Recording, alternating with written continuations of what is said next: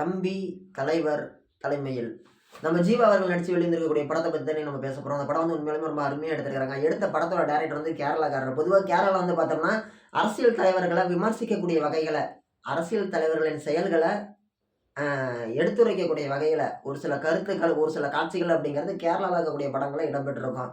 ஆனால் தமிழ்நாட்டை பொறுத்த வரைக்கும் தமிழ்நாட்டில் இருக்கக்கூடிய டேரக்டருங்கெல்லாம் வந்து பார்த்தீங்கன்னா அரசியல்வாதிகளுக்கு பயந்துக்கிட்டு, அரசியல்வாதிகளுக்கு கீழே கை கட்டிக்கிட்டு இருக்கிறதுனால எந்த விதமான கருத்தையுமே வெளிப்படையாக சொல்கிறதுக்கு பயந்துக்குவாங்க நம்ம தமிழ் சினிமாவை பொறுத்த வரைக்கும். ஏதாச்சும் ஒரு கருத்து சொல்லணும் அப்படின்னா நாளைக்கு நம்ம படத்தை வெளியில் வர விட மாட்டாங்க, நம்மளை ஏதோ ஒன்று பண்ணிடுவாங்கன்னு சொல்லி பயந்துக்கிறாங்க நிறைய பேர். ஆனால் கேரளாக்கார டைரக்டருங்கிறனால ரொம்ப தைரியமாக ஒரு சில காட்சிகளை அந்த படத்தில் வச்சிருக்கிறாங்க. அப்படி என்ன வச்சிருக்கிறாங்கன்னு சொல்லி பார்த்தோம்னா, அவர் ஜீவா அவர்கள் நடித்த படத்தில் வந்து பார்த்தீங்கன்னா ரொம்ப அடிப்படையான விஷயங்கள்லாம் ரொம்ப அருமையாக கொண்டு போயிருக்கிறாங்க.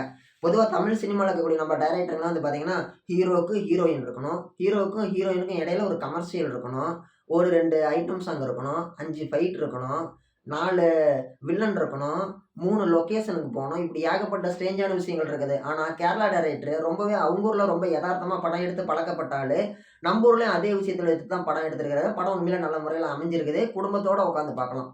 படத்தை குடும்பத்தோடு உட்காந்து பார்க்கலாம். ரொம்ப அருமையான படம். நான் சொன்ன மாரி தான். இன்னைக்கு இருக்கக்கூடிய ஒரு சில நடிகர்களுடைய தமிழ்நாட்டு சில நடிகர்களுடைய படத்தெல்லாம் வந்து பார்த்தீங்கன்னா, குடும்பத்தோட உட்காந்து பார்க்கறதுக்கு கொஞ்சம் சங்கட்டமா இருக்கும்.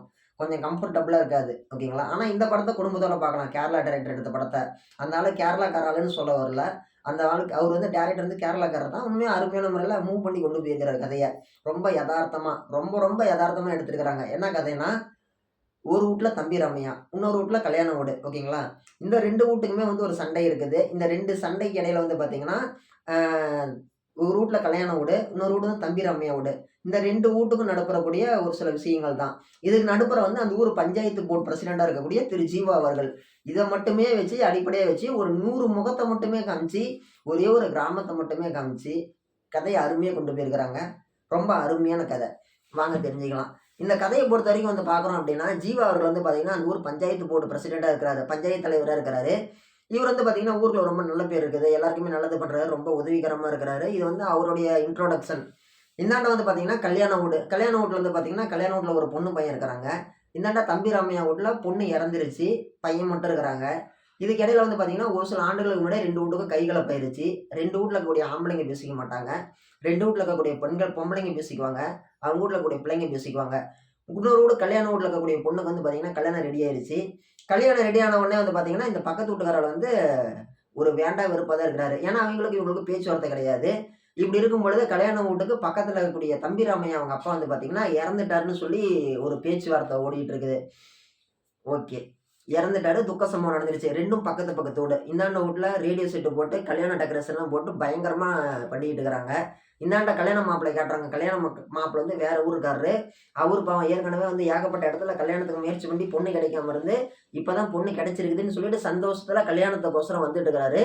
ரொம்ப லாங்ல இருந்து வரணும். அதனால காலையில 10 மணிக்கு தான் கல்யாணம். ஊருக்கு பக்கமா வந்துட்டு கொஞ்சம் தூரம் முன்னாடியே என்ன பண்ணிட்டாங்க, ஒரு லாட்ஜ்ல ரூம் போட்டு தூங்கிட்டு காலையில போலான்னு சொல்லி ரூம் போட்டு தூங்குறதுக்கு போயிட்டாங்க. இந்தாண்ட கல்யாண வீட்டுக்கு பக்கத்து வீட்ல 2 பேருக்கும் பேச்சுவார்த்தை கிடையாது. இந்த வீட்ல ஒரு வயசான தாத்தா இறந்து போயிட்டாருன்னு சொல்லி, அவங்க பையன் தம்பி ராமையா டிக்ளேர் பண்றாரு. டிக்ளேர் பண்ணிட்டு அந்த ஊர் பஞ்சாயத்து தலைவரு, பஞ்சாயத்து போர்டு பிரசிடென்ட் ஜீவாவ கூப்பிட்டு சொல்றாரு. நாளைக்கு காலையில அவன் 10 மணிக்கு தானே கல்யாணம் வச்சிருக்கிறான். அதே டைமுக்கு எங்க அப்பாவோட பொணத்த நான் தூக்குறேன். தேர் கட்டி தான் நான் தூக்குவேன். எங்க அப்பா ரொம்ப பெரிய மனுஷன் அப்படின்னு சொல்லிட்டு. உடனே ஜீவா என்னங்கிறாரு, சரின்னு சொல்லிட்டு வந்துட்டு, கல்யாண வீட்ல இருக்கக்கூடிய ரேடியோலாம் ஆஃப் பண்ணிட்டு இந்த மாரி சொல்றாரு. பக்கத்து வீட்ல டெத் ஆகி போயிருச்சு. நம்ம சத்தம் போடாம அந்த சோகத்துல வந்து நம்ம இங்க பக்கத்துல கொண்டாட்டமா இருக்க வேணாம். அது நல்லா அவ்வளோக்கா நல்லா இருக்காது. நம்ம ரொம்ப அமைதியா இருந்துக்கலாம். ரொம்ப ஒரு பொறுமையா இருந்துக்கலாம். எப்படி? இந்த இடத்துல ஒரு படல் கட்டி விட்டாரு. 2 வீட்டும் ஒருத்தர் பார்த்துக்க முடியாத மாரி. கட்டிவிட்டு என்ன பண்றாரு, சரி ஓகே. காலையில 10 மணிக்கு அவர் வந்து நீங்க கல்யாணம் பண்ணும்போது அவர் பணத்த தூக்குவேன்னு சொல்றாரு அப்படிங்கிறாரு. உடனே கல்யாண வீட்டுக்காரங்கலாம் சண்டைக்கு வராங்க. கல்யாண வீட்ல அந்த வீட்டு பெரிய ஆம்பள மட்டும் சண்டைக்கு வராரு. உடனே போய் அங்க பேச்சுவார்த்தை நடத்துறாரு. அங்க போய் பேச்சுவார்த்தை நடத்தினா, இல்ல ஒத்துக்க மாட்டேங்கிறாரு. சரி உங்க அப்பாவோட பணத்த ஆஸ்பத்திரிக்கு எடுத்துட்டு போய் செக் பண்ணலான்னு சொல்லி தலைவர் சொல்றாரு, ஜீவா. உடனே தம்பி ராமையா என்னங்கிறாரு, அதெல்லாம் நான் ஒத்துக்க மாட்டேன். எங்க அப்பா வந்து செத்து போயிட்டாருன்னு நான் சொல்றேன், நம்ப மாட்டீங்களா? அப்படின்னு சொல்றாரு. அவங்க அப்பா மூச்சு பேச்சு இல்லாம தான் இருக்கிறாரு. அப்படிதான் காட்டுறாங்க. செத்து போயிட்டாருன்னு தான் நெனைக்கிறாங்க. ஓகேன்னு சொல்லிட்டு விட்டுட்டாங்க. அப்புறமேட்டு வந்து பார்த்தோம்னா, அந்த ஜீவாக்கு ஆப்போசிட் கேங்ல ஒருத்தர் இருப்பாரு. முன்னாள் போட்டி போட்டு தோத்து போன ஆளு. அவரு என்ன பண்றாரு, ஒரு மாலை வாங்கிட்டு வந்து போட்டுட்டு, ரொம்ப அமர்க்களம் பண்றாரு. பக்கத்துல கல்யாண வீட்டுக்கு சாதகமா ஜீவாவும், இந்தாண்ட எலவு வீட்ல வந்து ஓட்ட கவர் பண்றதுக்கோசரம் எதிர்க்கட்சிய சேர்ந்த ஒரு ஆளும் என்ன பண்றாங்க, ஜீவாவோட போட்டியாளரும் சேர்ந்து மும்முரமா இருக்கிறாங்க. இந்த ஆளு வந்து என்ன நினைக்கிறாரு, ஜீவா கல்யாணத்த நல்லபடியா நடத்தணும், இந்தாண்ட பணத்த அமைதியா எடுக்கணும்னு சொல்றாரு. இந்தாண்ட தம்பி ராமையாவுடைய தம்பி. அவர் வந்து இந்த கல்குவாரிக்கெல்லாம் வெடிகுண்டு வைக்கிற ஆளு. ரொம்ப பெரிய எக்ஸ் ரவுடி. அவரு வராரு ஊருக்குள்ளாடி. இந்த மாரி அப்பா இறந்துட்டாங்கன்னு ஒண்ணு. வந்துட்ட உடனே என்ன பண்றாரு, அதனால வரும்போதே கையில 5, 6 குண்டெல்லாம் எடுத்துட்டு வராரு. கிணத்துக்கு குவாரிக்கு வெடி வைக்கிற வெடிகுண்டுலாம் கொண்டுட்டு வராரு. பையில போட்டு கொண்டு வராரு. எதுக்கும் ஆகுமே அப்படின்ட்டு. வந்துட்டு அப்படியே போயிட்டு இருக்குது. கதை அப்படியே இன்ட்ரஸ்டிங்கா போயிட்டு இருக்குது. ரொம்ப எதார்த்தமா எடுத்துக்கிறான்ப்பா டைரக்டரு. இப்படி போயிட்டு இருக்கக்கூடிய ஒரு சூழ்நிலையில கடைசி கட்டமா என்ன ஆகுது? கல்யாணம் நடந்துச்சா இல்லையா? அவங்க எப்ப முணத்த எடுத்தாங்களா இல்லையாங்கிறது தான் கதை. இப்படி கதை ஓடிட்டு இருக்கும் பொழுது, இந்தாண்ட வந்து பார்த்தீங்கன்னா, 12 மணிக்கு எடுக்க சொல்லி ஒரு முடிவு பண்ணிட்டாங்க பொணத்த. 10 மணிக்கு கல்யாணத்து டைமுக்கு எடுக்க வேணாம், 12 மணிக்கு பொணத்த எடுங்க அப்படின்னு சொல்லிட்டு யார் சொல்றாங்க? 2 வீட்டோட பொம்பளைங்களையும் கூப்பிட்டு ஜீவா பேசுறாரு. பேசி ஒரு வழியா ஒத்துக்கிட்டாங்க. உடனே என்ன ஆயிப்போச்சு, ஒரு சாமி வந்துருச்சு. யாருக்கு? தம்பி ராமையாவுக்கு சாமி வந்து திணறு போட்டு கழுத்துல மாலை போட்டு சாமி ஆடுறாரு. டேய் என் பொணத்த 12 மணிக்கு தான்டா எடுக்கணும். 10 மணிக்கு தான்டா எடுக்கணும். யார்றா உங்கள 12 மணிக்கு எடுக்க சொன்னது? தெய்வ குத்தம் ஆயிரும்டா அப்படின்னு சொல்லிட்டு. அப்போ வந்து கல்யாண பொண்ணு ஒரு கேள்வி கேட்குது. என்ன கேட்குது? அவங்க அப்பன் செத்து 1/2 மணி நேரம் தான் ஆகுது. அவன் இன்னும் பேயா தான் இருப்பான். எப்படி அவங்க அப்பன் இவன் உடம்புல சாமி வந்து ஆடுறாரு? செத்து போனா பேய தானே மாறுவாங்கன்னு சொல்லி ஒரு கேள்வி கேட்குது. இது வந்து சமூகத்துக்கு ஒரு சவுக்கடி மாரி இந்த ஒரு கேள்வி. என்ன சவுக்கடி? நம்ம ஊர்ல ஏகப்பட்ட பேர் வந்து போலி சாமியாரா சுத்திட்டு திரியிறாங்க இல்லையா? அவங்களுக்கெல்லாம் ஒரு சவுக்கடி தான் இந்த கேள்வி. செத்து போனா உடனே யார் வேணாலும் என்ன வேணாலும் நெனச்சா சாமி ஆடலாமா? அப்படிங்கிற மாரி ஒரு கேள்வி தான் கேட்டுருக்காங்க கதையில. தமிழ் சினிமா டைரக்டரா இருந்தா இந்த மாரி எடுத்திருக்க மாட்டாரு. பயந்துக்குவாரு. ஓஹோ! அப்படின்ட்டு. ஆனா அந்த ஆளு கேரளாக்காரரு அப்படிங்கிறதுலாம் ரொம்ப தைரியமா, துணிச்சலா எடுத்திருக்கிறாரு. இது என்ன நம்ப ஊரா? அது ஒண்ணும் கிடையாது. படம் எடுத்துட்டு நம்ம ஓடி போயிரலான்ற மாரி எடுத்திருக்கிறாரு. ஓகே. இது மக்கள் மத்தியில நல்லா ஒர்க் அவுட் ஆயிருச்சு.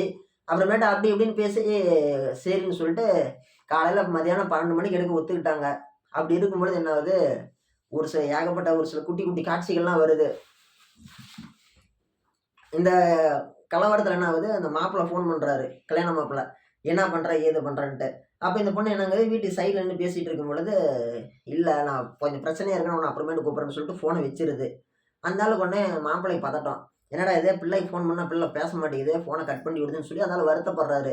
அப்புறமேட்டு வந்து பார்த்தோம்னா, அந்த பொண்ணுடைய ஒன் சைடா லவ் பண்ண பையன் வரான். என்ன கல்யாணம் பண்ணிக்கிறியா? கையில ஏன்டா தாலி இருக்குதுன்னு சொல்லிட்டு.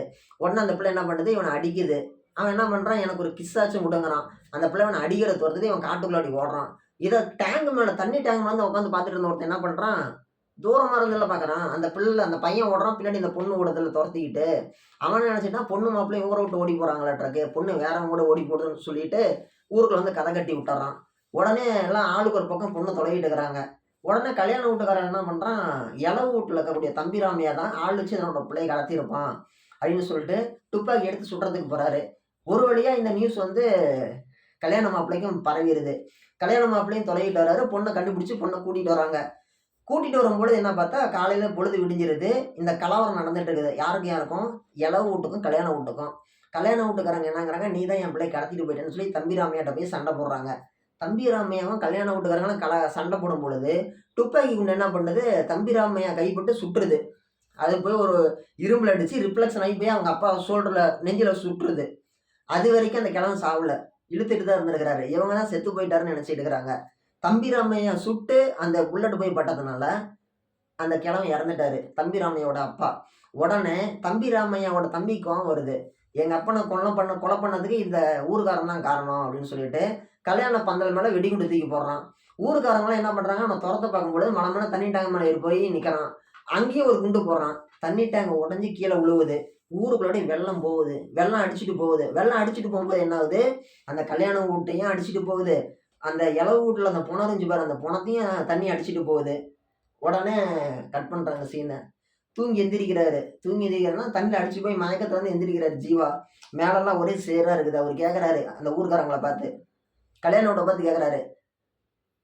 அப்புறம் உன் பிள்ளைக்கு 10 மணிக்கு கல்யாணம் பண்ணிட்டியாட்டிருக்குன்னு கேட்கறாரு. பக்கத்துல எல்லை வீட்டை பார்த்து கேட்கறாரு. அப்புறம் உங்க அப்பனுக்கு தேர் கட்டி பணத்தை எடுத்துட்டியாட்ருக்கு. ஏன்யா அடிச்சிட்டு சாகுறீங்க? இப்ப பாரு தண்ணி வந்து எல்லாம் அடிச்சிட்டு போயிருச்சு. உங்க அப்பன தேர் கட்டி எடுப்பேன்னு சொன்னேன். கடைசியா நீ சுட்டு தான் உங்க அப்பன் செத்தாரு. உங்க அப்பன் போனான் பாரு ரோட்ல சேத்தோட சேரா கிடக்குது. இதெல்லாம் என்ன நியாயம்னு சொல்லி கேள்வி கேட்கறாரு. கேள்வி கேட்டுட்டு வூட்டுக்கு போறாரு. வூட்டுக்கு போகும்போது பார்த்தா, அவர பொண்ணு பார்க்க வந்திருக்கிறாங்க. அவங்க அம்மா என்னங்கிறாங்க, "போடா போய் சேர்லாம் கழுவிட்டு வாடாங்கிறாங்க." இவரு போய் தண்ணி பைப்ப தொறந்து விடுறாரு. தொறந்து விடும்போது பார்த்தா காத்து தான் வருது. ஏன்னா, அங்க தான் தண்ணி டேங்க் உடைஞ்சு தண்ணி பூரா ரோட்ல போயிருச்சே. பைப்ல தண்ணி வரல. அப்பதான் வந்து ஒரு டயலாக் பேசுறாரு. "கண்டிஷன ஃபாலோ பண்ணுங்கடான்னு சொன்னா கேட்கிறீங்களா? இப்ப பாருங்க" அப்படிங்கிறாரு. இது வந்து பார்த்தீங்கன்னா, கரூர் துயர சம்பவத்துல நம்முடைய கல்வி அமைச்சர் அன்பில் பொய்யாமொழி மகேஷ் அவர்கள் வந்து பார்த்தீங்கன்னா, அவரு பேசின ஒரு டயலாகு. இத வந்து படத்துல காட்சியில எடுத்திருக்கிறாங்க. மக்கள் மத்தியில வரவேற்பு அப்படிங்கிறது வந்திருக்குது. தமிழ் சினிமால இதுக்கு முன்னாடி வரைக்கும் திரு கவுண்டமணி சார் மட்டும் தான் இந்த மாரி வசனங்கள எடுத்து பேசுவாரு. இப்ப வந்து புது முயற்சியா நடிகர் ஜீவாவும் எடுத்திருக்கிறாரு. அவருக்கு வாழ்த்துக்கள்.